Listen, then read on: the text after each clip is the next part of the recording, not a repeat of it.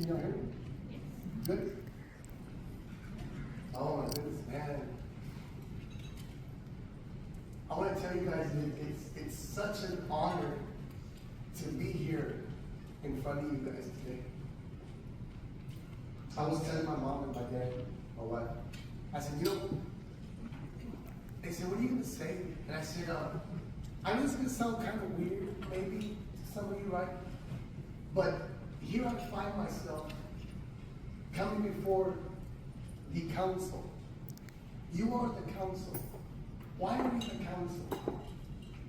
How many students, law students do we have here? Can you raise your hand, please? That's a lot. That's good. How many lawyers do we have here? That's good. Okay. Professors? Awesome. Okay. The reason why I say that you guys are the council is because you are the future. Why do I say the future? Why do I refer to you as the council, like the Jedi council? Right? Because I'm actually here in front of so much real power. Power of what? Right? Power. The power to change a person's life. You can alter it in any way you choose. Is it because it's the right thing, or because the way you feel at that moment might be in a bad mood or something happens? And so I feel very honored before you, because if you're not at that point yet, you're going to be soon, or after a short while, and then you'll realize what I was talking about. It's such a huge, huge responsibility. You're going to law school right now, you're finding your way and stuff, right? But let me tell you something. You guys, there are students right now. Can you hear me? I'm sorry. You guys, you're making it happen for yourself. I'm so proud of you, man. I know you bust your asses at school and studying and shit. I know. Hell yeah. Because that's the part nobody talks about, right? The part where you're busting your ass and you're stressed out, taking Tylenol and everything. It happens, but, and you think about it, when you put it in perspective, right? And you say, me, I got power? Like, what is he talking about? Yeah, real power. To alter the course of a person's fate, future. You can let him walk, depending on how you feel, what the law book says, or you can just destroy him. Just like that. His family, kids, everything gone. Just like that. You have the power to do that. And then, in the name of justice or whatever transpired in the court, you can walk away like nothing. Like nothing, because to me, that's power. Why is it so important that you understand this whole power deal that's going on here? Is because it's so fragile, it's so sensitive, it's so delicate.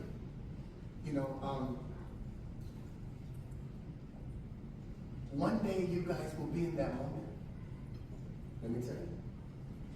And when you get there, I can only hope that you remember this, right?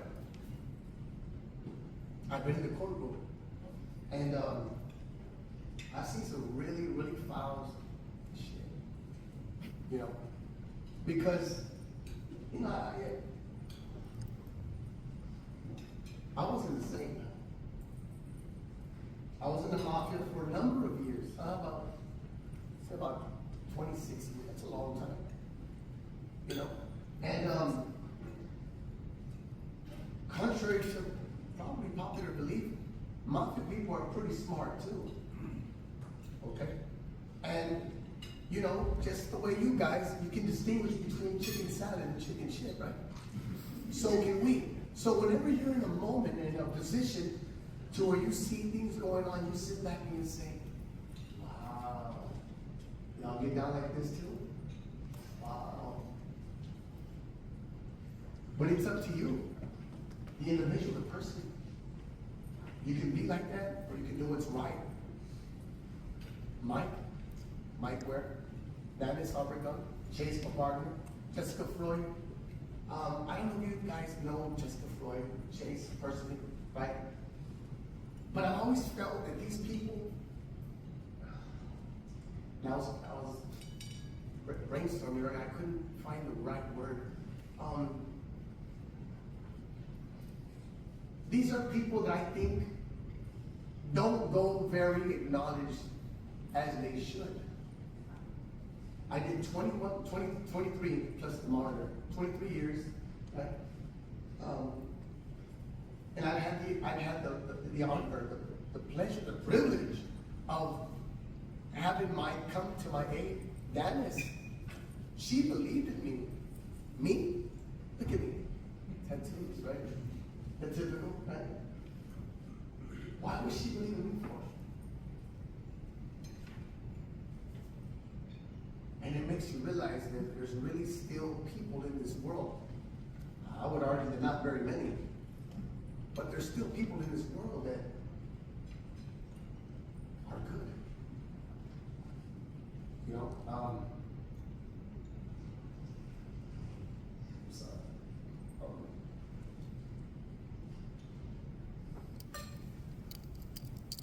Men cry too. Yeah. Just really grateful, man. Really, really grateful that guidance might have mercy on me. When I went to court,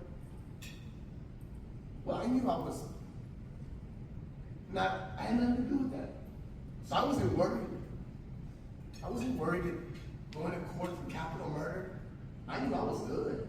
Let's go. You want to go? It's all over the news.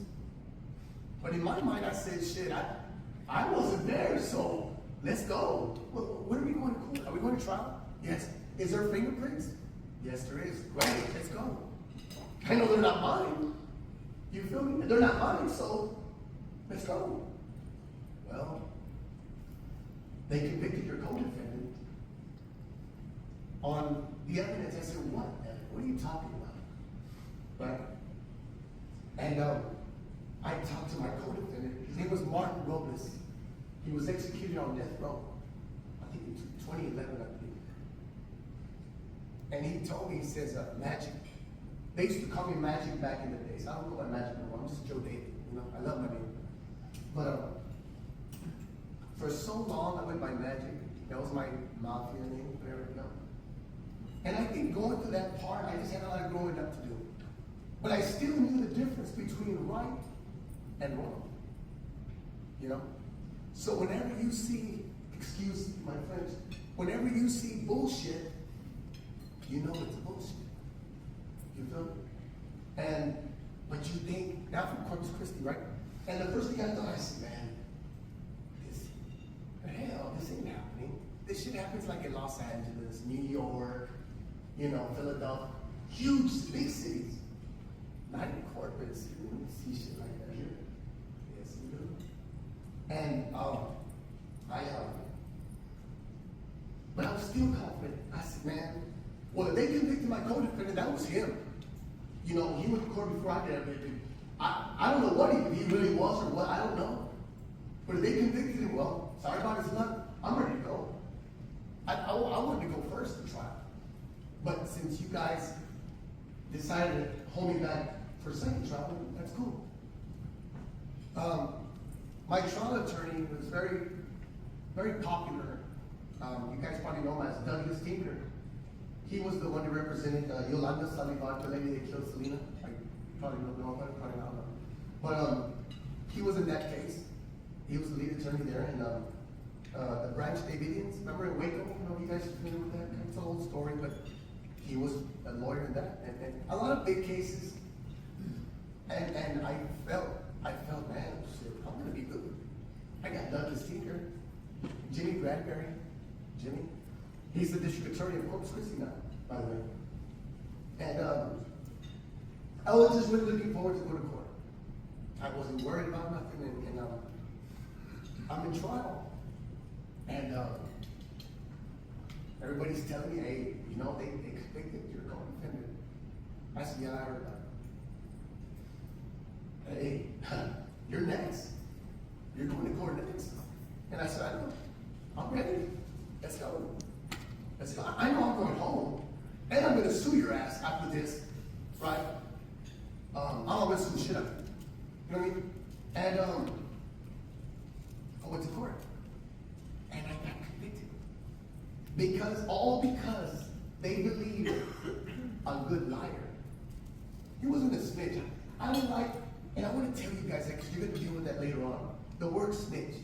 Always distinguish it from a liar. Because a snitch, when you say, well, he's in the snitch thing, a snitch implies that you're telling. You're telling on somebody. Right? And when you're little, oh, you're telling. You're snitching. You don't snitch, that's bad, right? But snitching, it gives what? Credibility? Is that the word I'm looking for? It gives weight to an accusation or a person that's accusing you.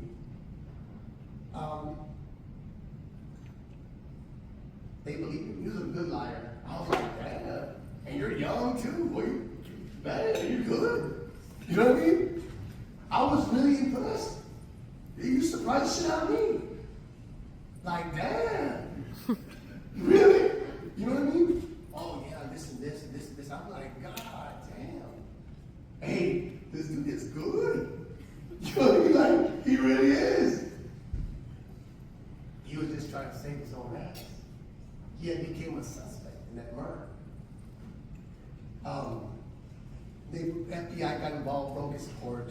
Nobody ever talked about that, of course, right? He became a suspect. The only fingerprints they found, right, at the murder scene were his and his buddies. They didn't find mine. They didn't find like co-defendants. No. And the enter and exit door, we says we stormed into the house. Cops got there, didn't find no signs of forced entry. Someone's lying, right? And so I'm thinking, yeah, hell yeah, but that's good. That's great. That's what we need. That's what the jury needs to know. The problem is, if the jury believes him, you're gone. That's the way it works. Why? Goddamn. People lie all the time. Yes. It's dangerous. It's very, very dangerous. And that's why, when I was coming over here, you know what I wanted to do earlier?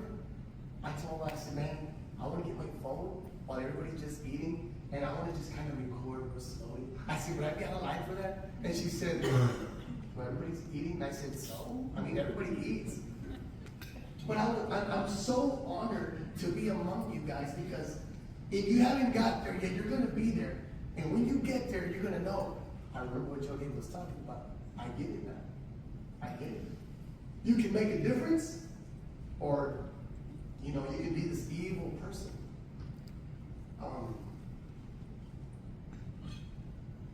They convicted me. And now we're in the penalty phase. And they already killed my co-defendant. He's on death row waiting for the needle. And I'm thinking to myself, you convicted me? How? Well, where were you, Joe David? The murders happened November 12, 2002. I get arrested December 12, 2002. A month later. And you come asking me, hey man, who were you Wednesday? Let me see. You. Random. Where were you last month? Wednesday at 4 o'clock p.m. Or, what you do that day? Come on, talk to me. I have no idea. Last month, Wednesday at 4 p.m. What were you? Absolutely without a clue. What did your day consist of? You're lying. You're lying. No, I'm not. I can't remember. And I sat here to the living room to wash clothes. We washed the car. I didn't eat before this shit. Come on. You mean to tell me a month ago you knew everything you were doing?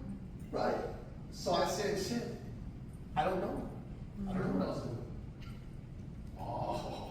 Oh, you know what you were. I said, no, I really don't know what I was doing. I can tell you what I think I was doing. It's pretty late at night. I was probably having sex. Or it was pretty late at night. You know what I mean? I'm being real. Yeah. I said, shit. And I'm going to tell you something. I said, man, if I, straight up, if it would have been me, I didn't get you all in Mexico somewhere. And the detective tells me, I don't believe that. And I'll never forget what he told me. His name was Arnold Garcia. I'll never forget.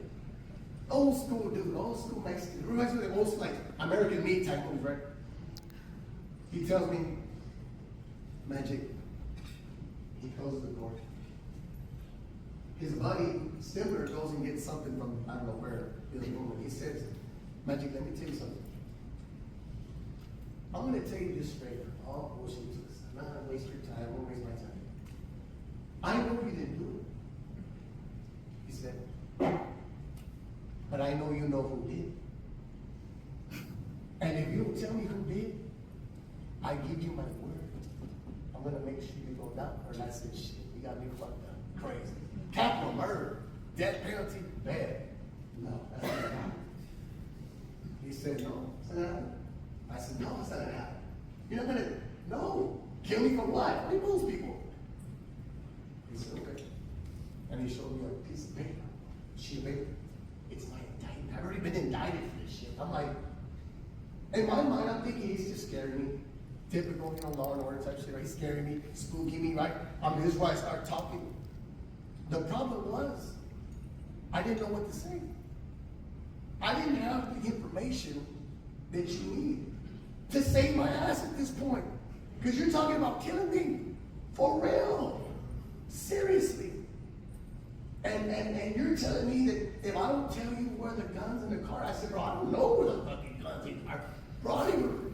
Well, they said, some guy named John Comiskey. I said, Comiskey, what's that, like a Russian or something or what?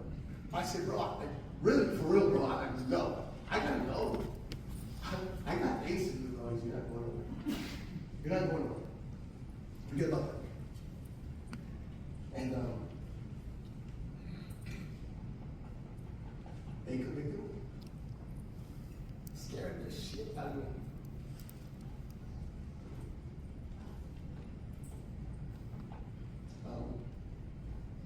Yeah, I scared the shit out of me.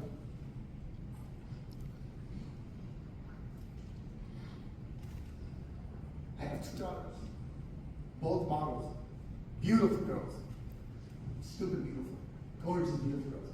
Both models, 5 magazine covers each, right? Very proud of them, very proud of them. And we don't have a relationship.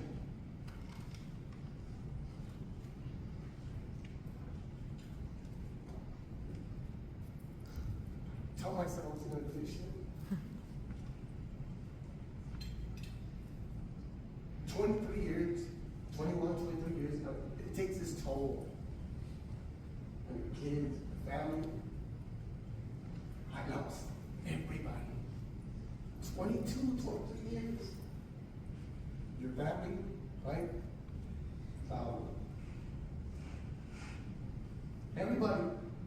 Everybody fell off except my mom and my dad. That's it. Everybody, cousins and go buy this, compadre, gone. Ex-girlfriends, gone. Everybody gone. That's a long time. 21, 23 years, come on. Careers are made. People retire and shit like that. It's a long time. And I was gone. And it wasn't that my family didn't love me. They loved me. It was just a long fucking time. For anybody. You gonna wait for your dude? It's prison for 21 years? No, of course not. Right? And so, I got convicted. And this guy that accused me, he had 5 felonies. Felonies, bro. Felonies? 5? How do you do that? Right? 5 felonies. Like, where have you been, bro? Like, who's your lawyer? Jesus? You know what I'm saying? Like, God damn. People get a misdemeanor, they get fined and everything. And his escape route was to accuse somebody. Anybody. Just not him. And one of my YouTube interviews, I spoke about it, right? Because I'm out now. And people are like, well, it's really like that. What do you see at Walmart or Walgreens? You never, you run into like, whatever, mall, right? And I said, no, I'm not. I should be really, really fucked up with him. Excuse my French, but I use it for emphasis, right?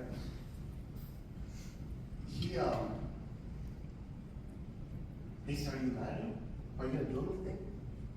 And I said, no, I'm not, bro. I'm going to go your way. I don't want no smoke. I don't want no trouble, man. They said, well, how do you feel about it? I said, I'm not mad at him. I'm not fucked up with him. Why not? I said, because I would probably do the same shit. If you tell me, for real, look, man, you're gonna die. Straight up. We're gonna bullshit, we're gonna give you death penalty, the needle in your arm, you're gonna die. And they're serious, dead serious. I didn't think it was possible. I was so used to seeing movies, Law and Order, and, you know, other movies, you know, you see and you just think that that's the way life is, and it's not. And you go to law school, you learn like it's nothing like that. It's actually like this, you know. So, I feel very, very honored, man. I don't even know some of you, but I just know, I said, man, it's these people right here, because, well, y'all don't even know it's coming. It's coming. You're going to feel real, genuine power. Because if I were you, I would. Who wouldn't? Well, you can alter somebody's life, bro. You're not even Jesus. You're not even like some celestial being, but you can do that. You can do it legally. They almost killed me legally. They killed my co-defendant by supposedly. I don't even like saying my co-defendant because that implies what? Yeah. That y'all did something together, right? He's my co-defendant. But he's not my co-defendant. You know, I want to tell you something really private and personal that I never told anybody. He, my co-defendant, never told nobody. We're going to court, and we're together in jail. I said, bro, what are you going to do? You're going to trial? He's like, are you going to take a plea deal? Because everybody knows either you're going to take a plea deal or you're going to trial. He said, I'm going to tell him to give me the death penalty. I said, what? He said, yeah, I'm going to tell him just give me my execution date. I said, what do you mean? I said, shit, I'm going to fight till I can't fight no more. What are you talking about? He said, bro, look, we were set up, actually. Get it through your fucking head. We were set up. This is real, brother. This is real. And I'm thinking to myself, no, hell no. We can get the FBI involved. Call up federal marshals. Call somebody, CIA, ATF, call somebody big. Right? Give me a phone. I'll call him. Hey, still got that problem here. Right? And it's not like that. It's not like that at all. And so he says, Magic, I want to tell you something, man. The reason why I don't want to go through all the emotions of the news and the appeals. He says, Magic, I was a rape baby. I said, a rape baby? What do you mean? He says, bro, they're going to kill me, so it doesn't matter. He says, but my mom is mentally retarded. I said, your mom? He said, yeah, my mom's mentally retarded. I said, no. And your dad? He said, well, I don't know my dad. But my mom, she lives in the state school. She's mentally retarded. And some sick motherfucker took advantage of her. You know, she's mentally retarded. Got her pregnant and she had him. So we never knew who his dad was. And I said, damn, bro, you never told me that. Wow. He said, look, bro, we were set up. We're not going to win. People like us, we don't win. We don't ever win. And I said, that's fucked up. Because it shouldn't be like that. And Jessica Freud, she's one of my attorneys with Mike. And she's tatted up. I don't know if you know her or not. Beautiful woman. Hella smart. You don't want to smoke with her. One of the best travel lawyers I've ever known. And she's got a lot of tattoos. And we had that conversation with each other. Tell you something. She picked up her things, but she didn't even see my back yet. She was, and I have my own firm. And I went to, and I did this, and I'm like, yeah, that's what's up. That's good. Oh, man, proud of you, you know what I mean? Awesome woman. And so he waived his mitigation. His mitigation facing the trial. The mitigation, if you don't know about it, probably, does everybody know what it is? Okay. He waived his. Because he didn't want his lawyers using his mom's situation to stir compassion, or he thought it was just putting him out there. He's like, no, we're not going to do that. I'm not going to. You know, that's it.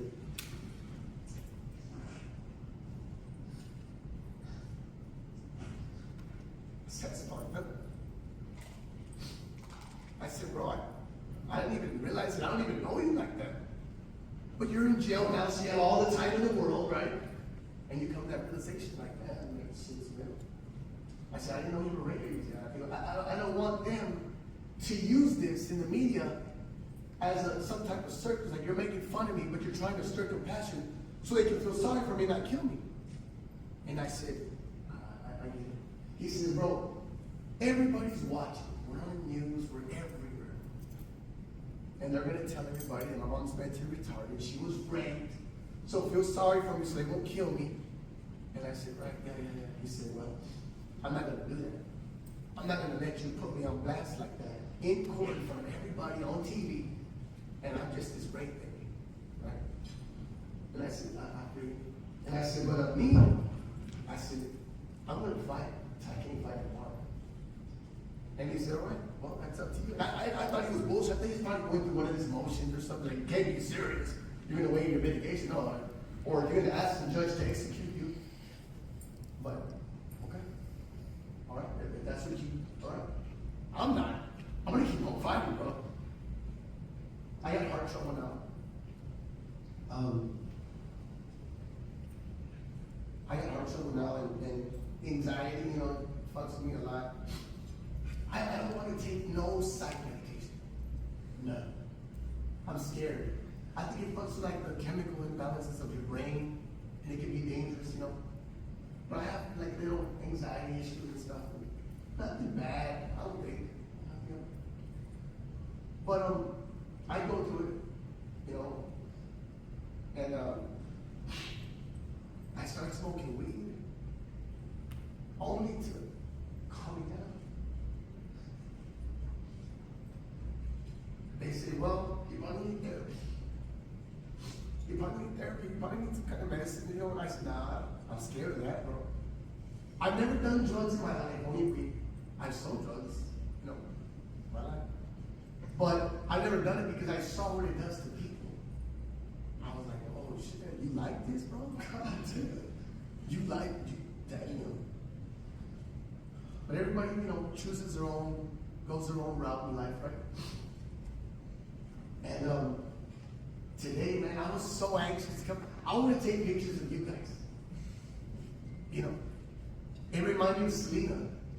They said when she made it, right? When she finally made it, and she went to some award, big awards, right? She was there taking pictures of all and it was about her. But she was taking pictures of everybody, right? And they're like, hey, why are you doing that? She's like, you don't know what that is? That's like, she got it. She understood. And that's me. I understand who I'm before. And if you're not there yet, man, let me tell you, you're going to be good. Keep on going. Keep on going. Don't stop. Go to law school right now. Don't stop. Because you're going to have it good. Let me tell you. Oh, yeah. Let me tell you. You're going to have it real good. And, but you're going to have to realize how much power you have as an individual. If you haven't been in the courtroom yet,